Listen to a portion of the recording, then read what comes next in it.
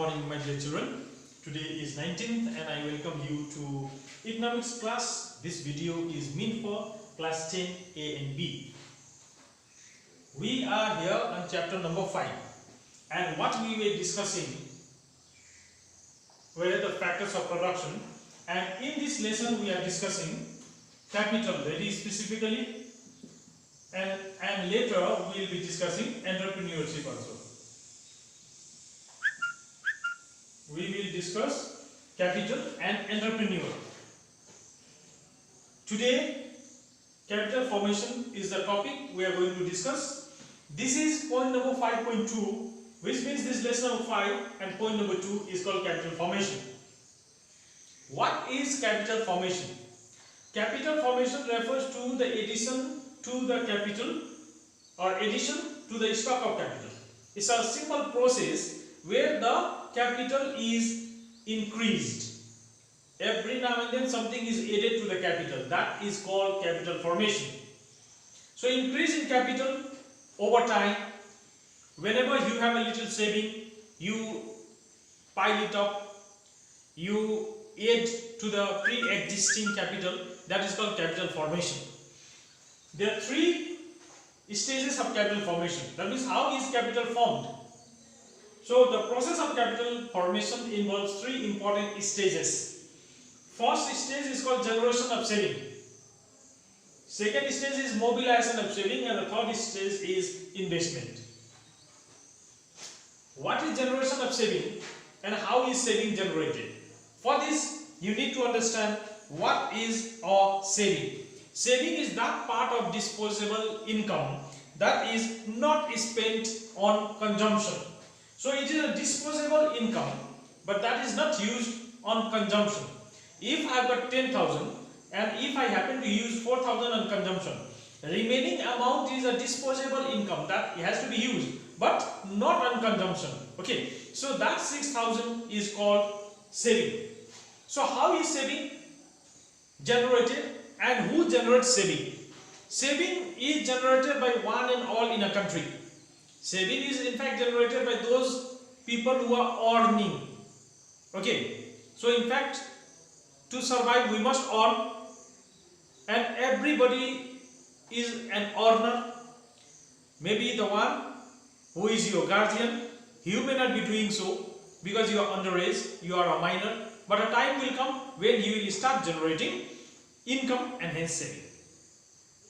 So who generates savings are the first one, households. Household, when I say household, it means you, your family. Government is also a very important generator of saving. Government need to have saving for various projects, for various emergencies, and businessmen, they are also the important savers. They are savers in the form that they have profit, which is a saving for them. So these are the people and these are the different entities, economic entities who generate the saving. The saving depends upon your ability to save, propensity to save, and willingness to save. How much, if you want, you are saving, the volume of the saving depends upon the volume of the income and the volume of the spendings. If your income is higher, there will be a chance of saving more and more. If your income is less, then automatically the volume of the saving will come down. It also depends upon the willingness to save. Sometimes a person with a higher income may be saving less than a person with a lower income. It depends upon the willingness. Out of the total amount, how much am I using or how much am I wasting? So these are the factors on which the volume of the saving depends. That the ability to save, willingness to save is an important factor. Next is mobilization of saving. You cannot save your money at home. Every now and then a situation to arise where you may be tempted to use your money. So unless you reach your savings to some financial institutions which can save your money so long your saving will not be mobilized. So after saving is generated, we need to start the second stage, and that is called mobilization of saving. Saving has to be mobilized to the financial institutions, and when you continuously, like whenever we have a certain amount of money with us, and if we could spare them, if we don't use them, we need to reach it to the post office or bank or any other financial institution, from where we cannot easily withdraw, because if they remain at home, there is a high chance that we may misuse them. And in course of time, when we repeatedly do follow this action of reaching our money to this financial institution, in course of time they will get mobilized one over the other, and what will be taking place is your stock will be added and slowly a big amount will be formed. So that is a very important stage of mobilization. So, but this also depends upon the network of the banking and the financial institution in your country, especially like that of India, a country like that of India. This facility is not very good, especially for the remote corners, the villages. They do not have this facility. In the remote corners and the villages, we don't have this banking facility. So the people, that's the reason why the people used to store money with the sahukars, money lenders. They used to deposit there, they used to borrow from there.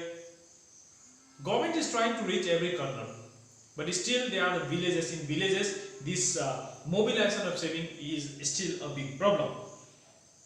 So anyway, we generate the saving, and unless that reaches to the government or to the investors, so long the proper benefit of that amount cannot be extracted by the country, or that money cannot be used for the development.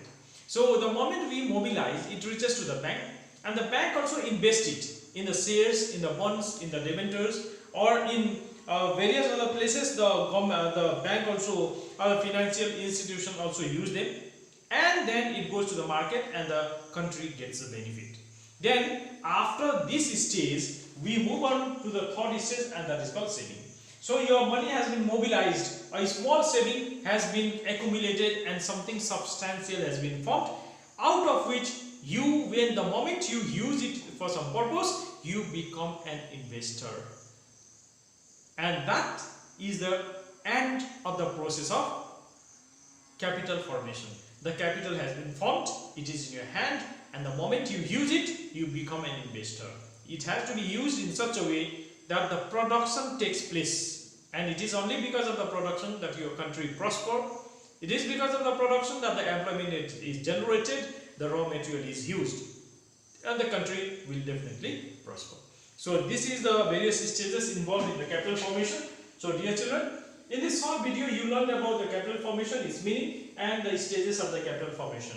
The concept is enough, you don't have to take any other trouble, meaning and the concept. So thank you and take care of yourself.